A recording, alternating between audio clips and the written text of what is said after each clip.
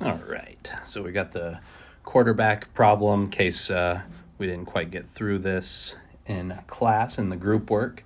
So just a kind of a reminder, the pass was thrown 20 yards downfield and then 15 yards to the left, and it was at an angle of 30 degrees. So the velocity vector was 60 miles per hour. So the magnitude of the v vector was 60. So we're kind of going to line that up with the w vector. So we're just kind of finding another vector in that same line, in that same direction. And then essentially we're going to try to shrink that magnitude back down and then stretch it out to find the 60. And then that'll give us the components of the velocity vector. All right, so we do need a little Pythagorean theorem. Let's call that little third edge along the ground, D.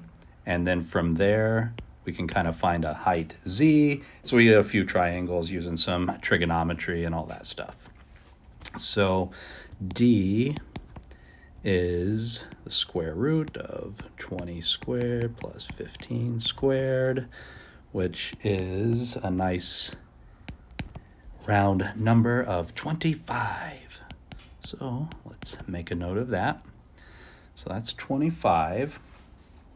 Let's see, what else do we need to know? Really, to get my hands on the w vector, we kind of already know the x component. Maybe we'll kind of write it out like that. The w vector is 20, 15, and I guess we'd be saying z. So we need to find that third component. So that'll get us the vector in the same line as the velocity vector of the football. Gives us something to kind of work with and shrink down and stretch it back out to that velocity vector magnitude. Looks like z is the edge of a triangle. We could kind of do this a few different ways. I don't know, when I see z and I see a 25, that's like opposite over adjacent, so I'm thinking tangent. There's a number of ways that you could approach that, but it'd be the tangent of 30 degrees is z over 25. Multiply that up. We get 25 tan 30 degrees equals z, and remember that is degrees here. And if we think about our unit circle values, I always just kind of redraw it. There's 45, there's 30, there's 60. The 30 degree is this one. And when I look at this, I say, which one? I know it's like a root 3 over 2 and a 1/2, but which one's which? Well, if I look, I go straight across from that point, and I see that the y is halfway up to the 1. So that tells me the y is the 1/2. And then root 3 over 2 is the x, the one that I don't really know how far that is. It's just not a half, so I know it's the root 3 over 2. All right, so if we put that all together, let's see, that would be a tangent of 30, that would be the y over the x, so that would be like 1/2 times the reciprocal of 2 over root 3, the 2's cancel. So then that ends up being 25 over root 3 equals z. All right, so that should be helpful for us in some fashion. That now tells us the z of the w vector, so let's put that in. That'd be 20, 15, and this funny one, 25 over root 3. You could rationalize that denominator if you're familiar with that, but not super important at this stage. All right, what else do we need? I suppose we also need to kind of get that magnitude, because that's going to help us find the kind of relationship of W vector and kind of shrink that down to a unit vector, okay? So remember a unit vector, looks a little more like an N, let me try that again. The unit vector in the direction of W would be the W vector over the magnitude of W. And to find the magnitude of W, two different ways you could do it. This way it gets a little messy, right? It's kind of the most natural formula, but it's a little messy because you have fractions and roots. Okay, or we could use our trigonometry triangles again, right? If I look back, the W would be related to a cosine of 30, right? Because adjacent is 25 and hypotenuse is the W side. So I think I might try that one. Cosine of 30 degrees is equal to, now which one is it? It's adjacent over hypotenuse. So that would be 25 over the magnitude of W.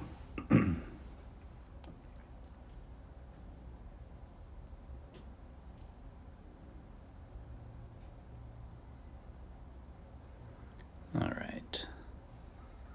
So let me see. Let's solve that for W.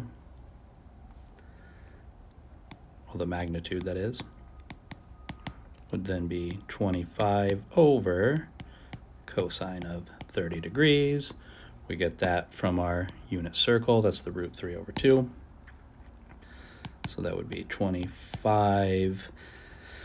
Let's see, it'd be times the reciprocal. So times 2 over root 3, because divided by root 3 over 2 is the same as multiplying by the reciprocal, giving us 50 over root 3. So that's our magnitude of W. All right. So then from there we can apply our unit vector formula. All right, what do we know? We know W and we know the magnitude of W. So W over its magnitude, well, that's a fraction, so divided by a fraction, that would actually be multiplying by a reciprocal. So let's just kind of, right, divided by 50 over root 3 would be the same as times root 3 over 50. That's our scalar magnitude. So that's shrinking down our W vector to its unit vector.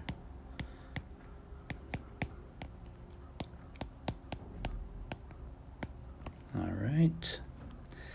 And when you do a little bit of multiplication and simplifying the fractions, you get 2 root 3 over 5, comma 3 root 3 over 10. And that last one, a little simpler. It's funny, the messy one actually simplified. The clean ones got a little more complicated with the roots. All right, and you can double check those multiplications there. There's some things that cancel out. If you're stuck, you can pause and try it, but that works. All right, so now that is a unit vector in the same direction as our velocity vector.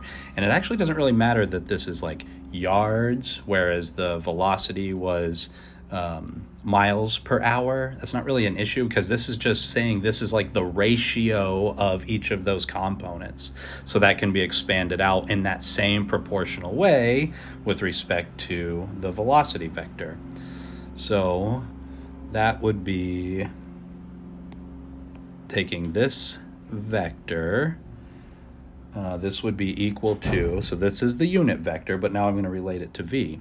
This unit vector, right, is going to be 2 root 3 over 5. It's the same unit vector, whether it's w or v, because they're the same direction. And it has a magnitude of 1 now. So that, 3 root 3 over 10, 1/2. That unit vector now related to v would be v over its magnitude. But we know its magnitude is 60. Okay, so just remember that's the magnitude of v that was given, the 60 miles per hour. And now we can just solve by multiplying everything over, right, by 60. So when you multiply 60 by everything, you get 24 root 3. This is your v vector. When you multiply the 60 over, you're solving for v. So 24 root 3, 18 root 3, 30, and that would be your v vector. We have this now in its component form. Has a magnitude of 60. You can verify that on, say, like Desmos. Plug that in. In fact, maybe I'll just do it just to double check. I did it before, but you know, for good measure, I'll do it again. Sorry, this is being checked off screen. Give me one moment to pull up my Desmos. I'm using the scientific calculator for this one. So it would be square root of parentheses 24 root 3, close the parentheses, squared, plus 18, parentheses, 18 root 3, close the parentheses, squared, plus, now a nice one, 30 squared, and I can see it on my screen. You can verify it yourself that the magnitude does, in fact, equal 60. So this would be a double check to make sure that, well, I like to put a box around the answer. I'll do it in green, or maybe blue, maybe red, because why not? There we go. Highlight our answer. There it is. Hope this helped.